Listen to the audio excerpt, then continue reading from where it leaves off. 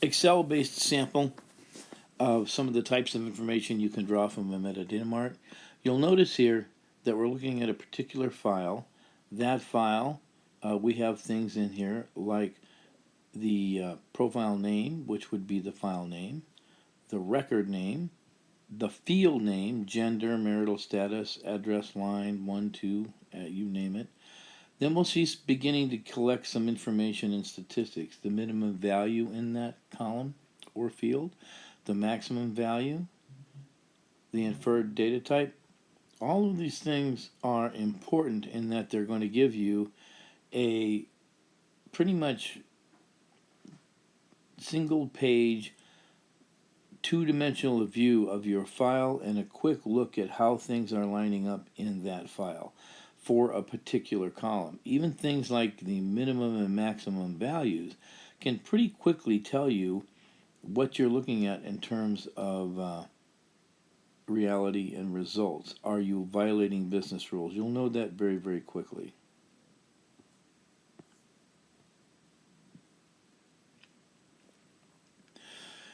Now, another concept is we want to be able to analyze those results from the perspective of business data and metadata. You'll see here real quickly, and again, we're talking about healthcare data here.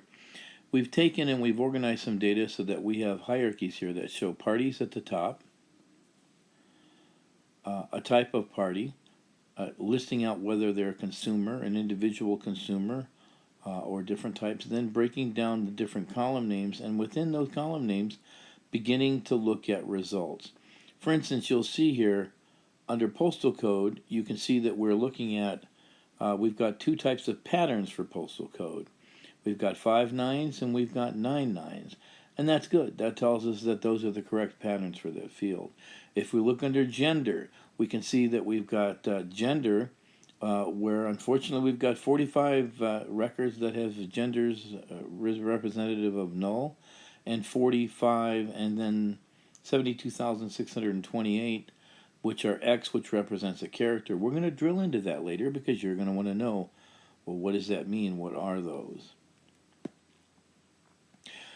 So if we take a look at that next step, you can certainly see that in the case of gender here, we've drilled into gender, and again, without pre-defining, pre-organizing, or setting up any type of formal hard-coded report, we're simply looking at data, its results, and how patterns line up in different columns. In this case, we have 719 we have the gender code itself is counted up 72,673. Of those, we've got 32,153 that are male, 39,756 that are female, undefined 719, and 45 that are blank.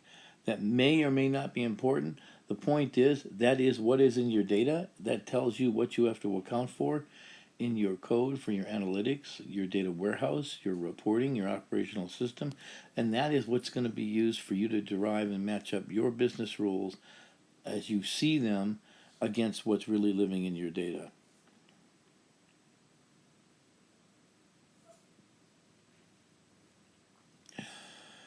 So the metric decomposition analysis we talked about earlier really means that we're going to try to take, it's kind of covered in 3 broad sectors. So we're going to take and create a use case description, define some use case results, this is part of the actual output, and then do a use case validation.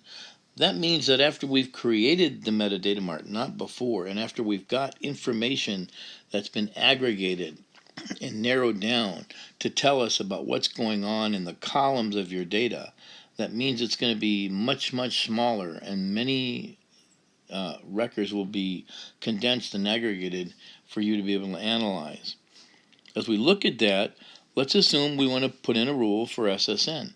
We don't want to put a rule in your systems yet. We want to put a rule out there that allows us to understand, hey, of all the data that we currently have, are they valid SSNs? Are they invalid SSNs? If they are invalid, what's making them invalid? An SSN, for instance, is broken up into an area portion and several other portions. There are specific formats.